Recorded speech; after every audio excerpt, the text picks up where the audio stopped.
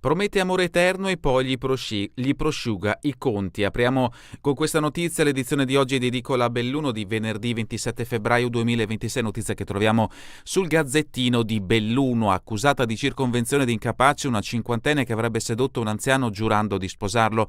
La donna, oltre ai soldi, si era fatta intestare terreni e immobili e rischia una condanna a 2 anni e 6 mesi.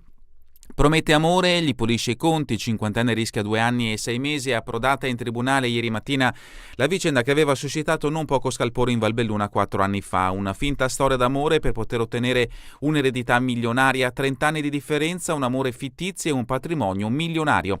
Carla Tuigo, 50 anni, residente a Belluno e difesa dall'avvocato Carmen Meraviglia dello studio Paniz, avrebbe convinto un 78enne di Sedico, deceduto nel frattempo, a pagarle le tasse universitarie e a redigere un testamento olografo in cui lei risultava l'unica erede dell'intero patrimonio mobiliare e immobiliare del valore di oltre 1 milione di euro.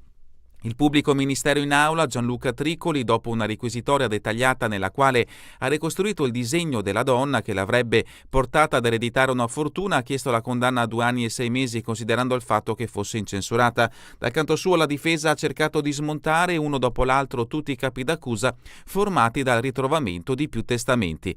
Ma cosa avvenne? La donna, che ieri era in aula davanti al giudice Federico Montalto, deve rispondere di circonvenzione di incapace nei confronti di un anziano tanto facoltoso quanto inconsapevole fino in fondo di esserlo, a causa dell'inizio del decadimento cognitivo che è stato contrastato dalla difesa, secondo la quale l'uomo sapeva ciò che faceva. Per gli inquirenti era stata proprio lei a muovere i fili come una burattinaia e a convincere il 78enne a spostare gli importi da una banca all'altra, ma la circonvenzione sarebbe cominciata prima di quel fatto. Il 15 febbraio del 2018 l'imputata era riuscita a farsi pagare le tasse universitarie dall'anziano, 7.600 euro tra tasse e iscrizione per laurea. Nei mesi successivi lo convinse a redigere un testamento olografo in 3 copie originali in cui lei veniva nominata unica erede dell'intero patrimonio, stimato in oltre 1 milione di euro, investimenti immobiliari per circa 400.000 euro, oltre a 2 immobili e a 21 terreni agricoli del valore complessivo di più di 600.000 euro. Infine Carla Tuigo sarebbe riuscita a farsi consegnare la tessera BancoPosta intestata all'anziano. La banca, c'è un'ultima imputazione a carico della donna ed è una tentata circonvenzione di incapace spinta sempre dalla donna. La parte offesa aveva sollecitato l'Unicredit di Sedico con una certa urgenza e tramite anche raccomandate a estinguere tutti i rapporti in essere. L'obiettivo era quello di disinvestire l'intero patrimonio mobiliare costituito da titoli o fondi di investimento per oltre 260.000 euro, nonché da polizze assicurative, e di spostare tale denaro nel conto aperto alla Prealpi di Belluno un mese prima. Ciò non era accaduto grazie all'intervento dei funzionari della banca che erano riusciti a guadagnare tempo e ad avvisare i carabinieri. La donna aveva fatto credere all'anziano di essere disponibile a una relazione amorosa e in futuro magari anche di sposarlo. Stando a quanto ha ribadito ieri il pubblico ministero, l'imputata avrebbe approfittato delle condizioni di inferiorità psichica dell'anziano. Si trattava infatti di una persona che all'epoca, tra febbraio 2018 e novembre 2019, viveva da sola e non poteva contare sui familiari né su amici o punti di riferimento esterni alla famiglia. Inoltre il 78enne era affetto da un iniziale decadimento cognitivo di grado lieve medio, certificato dal CTU Tullio Franceschini in udienza, con riduzione della memoria a breve termine, quindi risultava facilmente manipolabile. Nel novembre 2019, ad esempio, l'anziano aveva riscattato e disinvestito 2 polizze stipulate con la Fiderium del valore di 48.065 e 36.399 euro ed estinto il proprio conto corrente, cioè 45.769 euro, per spostare tali somme in un altro conto aperto un mese prima alla Prealpi San Biagio di Belluno, dove casualmente anche l'imputata era titolare di un conto corrente. Per la sentenza si aspetta ad aprile. E troverete anche un altro approfondimento, un nuovo caso Ricci Guglielmo per intascare un'eredità milionaria. Il dottore si era fatto dichiarare erede universale del ricco clochard, ma alla fine era stato condannato. Gli approfondimenti vi aspettano a pagina 3 del Gazzettino di Belluno, ma passiamo alla prima pagina del quotidiano bellunese. Ovviamente nella prima pagina trovate anche un richiamo della notizia letta poc'anzi, che troverete a pagina 3, e ancora notizia a piena pagina: Terre Alte, pronti 30 milioni l'anno stanziati dalla Regione per l'assessorato alla montagna, sono destinati a interventi strategici su sanità, scuola e servizi. Bond, basta raccontare le difficoltà di questi territori, ora investiamo sulle potenzialità che possono esprimere. Buone notizie per le Terre Alte: dal bilancio regionale arrivano 30 milioni più 1 destinati alla montagna veneta, con la fetta più importante destinata ovviamente alla provincia di Belluno. Il Malloppo non è una tantum, ma annuale, destinato al potenziamento dei servizi e al contrasto dello spopolamento. Soddisfatto l'assessore bellunese Dario Bond: vivere qui non sia scelta di sacrificio ma un'opportunità. Di fatto è un vero cambio di passo e la Regione lo definisce un investimento sulla permanenza delle persone, sul lavoro e sull'identità delle nostre comunità montane. L'approfondimento di Giovanni Santin a pagina 10.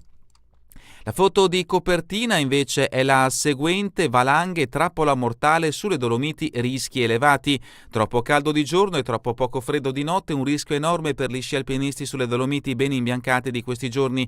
Il bollettino ARPAV indica un grado 3 marcato, che continuerà a persistere per i prossimi 10-15 giorni. L'articolo di Fontanive a pagina 11. Sfruttare l'eredità dei giochi, serve l'aiuto della politica. Sono state Olimpiadi straordinarie per la nostra montagna, una grande legacy per il territorio.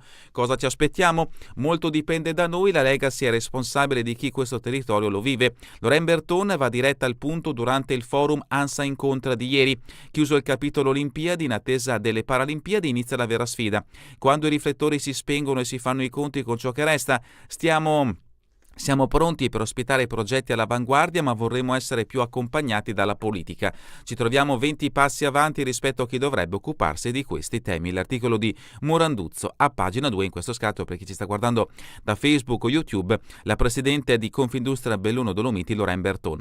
Troverete anche un'intervista a firma di Damiano Tormen a pagina 5 al presidente della provincia di Belluno, Roberto Padrin. 12 anni fa, fra emergenze e successi, l'avvento dei partiti ha rotto la coesione.